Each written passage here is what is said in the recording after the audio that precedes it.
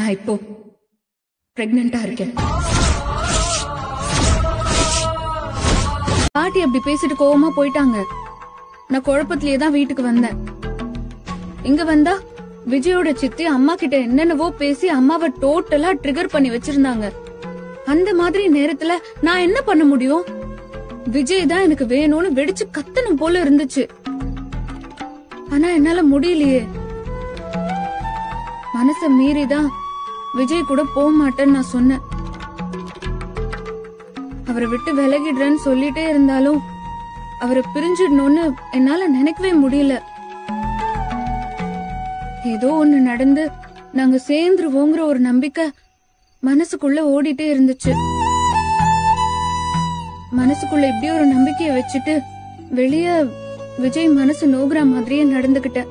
ஆனா அப்பவும் அவர் விடாம என் பின்னாடியே தான் வந்தாரு. ஒரு பக்கம் அவரை நம்ப முடியல.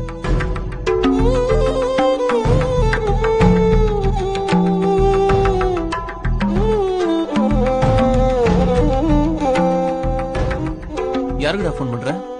விஜய்க்கு தானே. எடுக்க மாட்டாரு நிவின்.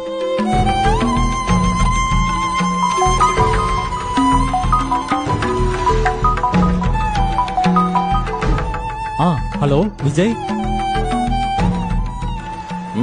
சொல்லுங்க நிவின். காவேரி உங்களுக்கு கால் பண்ணலாம், நீங்க ஏன் அட்டெண்ட் பண்ணல? அப்படியா? என்ன விஷயமா? ஒரு நிமிஷம் இருங்க, இதோ இங்கதான் இருக்கா. நான் அவகிட்ட கொடுக்கறேன், நீங்களே பேசுங்க. சொல்லுங்க. நான் யாருக்கிட்டையும் பேச விரும்பல. என்ன விஷயம் நீங்களே கேட்டு சொல்லுங்க, இல்லைன்னா போனை வச்சிருங்க. என்ன விஜய் இது? ஏன் இவ்வளவு கோவமா பேசுறீங்க? ஏன்னு மேடம் சொல்லையோ?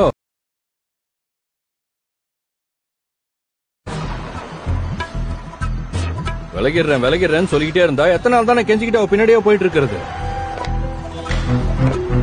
எனக்கும் செல்ஃப் ரெஸ்பெக்ட் இருக்கும்ல. அதான் நீ என்னடி என்ன விட்டு விலகிறது, நானே விலகிறேன்னு முடிவு பண்ணிட்டேன்.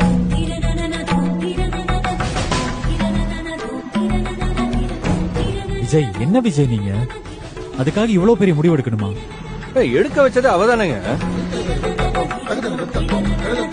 நிவின், இத பத்தி என்கிட்ட எல்லாம் பேசிட்டு இருக்க வேண்டாம். நான் போனை வைக்கிறேன். ஹலோ விஜய், ஒரு நிமிஷம். விஜய் என்னடா சொன்னாரு? சொல்லுங்க நிவின். விஜய் என்கிட்ட பேச மாட்டேன்னு சொல்லிட்டாரா? டிவோர்ஸ் அவர் தான் கொடுத்தாரு அம்மா.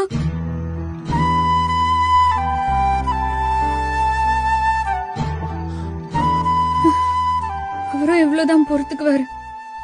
இருக்காரு. தம்பி, என்னப்பா நீங்க கொஞ்ச நேரம் அமைதியா இருக்கீங்களா? இது காவேரியோட வாழ்க்கைங்க. உங்க எல்லார விடவும் விஜய் காவேரி எப்படி வாழ்ந்தாங்கன்னு எனக்கு தெரியும். நீங்களும் காவேரி எப்படி வாழ்ந்தீங்கன்னு கூட எங்களுக்கு தெரியுமே. நீங்க தேவையெல்லாம் பேசாதீங்க, விஷயத்தை மட்டும் பேசுங்க. விஜய் கோவத்தில் இருக்காரு, அதுவும் காவேரி அவர் கூட வாழ வரமாட்டான்ற கோவம் தான். அவரே டிவோர்ஸ் ஒத்துக்கிட்டு இருந்தாலும் அது கோவத்தில் எடுத்த முடிவாதான் இருக்கும். அது முடிவுலாம் சொல்ல முடியாதுங்க, ஏதாவது வார்த்தை விட்டுருப்பாரு.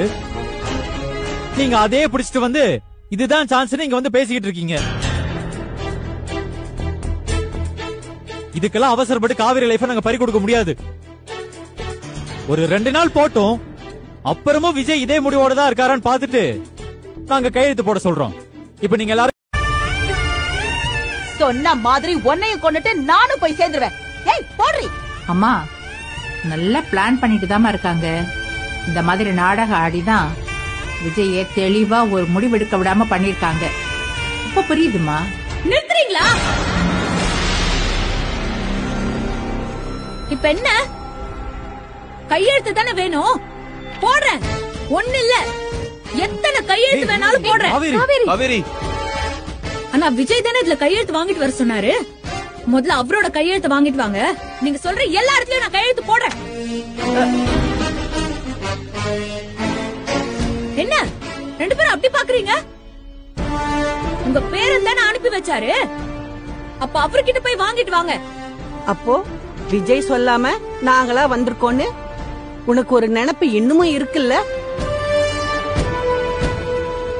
சரிடி, நாங்க கிளம்புறோம். முடிஞ்சும் அந்த பையன் நினைப்பு எதுக்கு இவளுக்கு? அப்ப அந்த வீட்டாளுங்க சொல்ற மாதிரி நெசமாவே பணக்கார வாழ்க்கை தான் இவளுக்கு வேணுமா? காவேரி இப்படி யோசிக்கிறவளாமா? அப்புறம் எதுக்குடி அந்த பையனை விட முடியாம தவிக்கிறா? மனச பறி கொடுத்துட்டாளா? அப்படின்னா காசுக்காக இவள விலை பேசினவ மேல இவளுக்கு காதல் வருதுன்னா இவெல்லாம் என்னடி ஜென்மம்? இவள் ஏ வயிற்றுலதான் பிறந்தாளான்னு எனக்கு சந்தேகமே வருது. ஏய் சாரதா, வார்த்தையால கொல்லாத. சரிடி, விலை பேசினவ மேல எப்படி ஆசைப்படலான்னு நீ கேக்குறது நியாயம்தான். நான் உங்ககிட்ட கேக்குறேன், நீயும் அவ படுற கஷ்டத்தெல்லாம் பார்த்து மனசு மாறி அந்த பையனோட வாழ அனுப்புற எண்ணத்துலதானே இருந்த நீ. இப்ப என்ன உனக்கு தேவையில்லாம போயிடுச்சு? அப்ப உனக்கு தெரியலையாக்கோ? ஏன் தெரியாம? எல்லாமே என் மனசுக்குள்ள அரிச்சுக்கிட்டு தான். நான் இப்போ பிரெக்னெண்டா இருக்கேன்.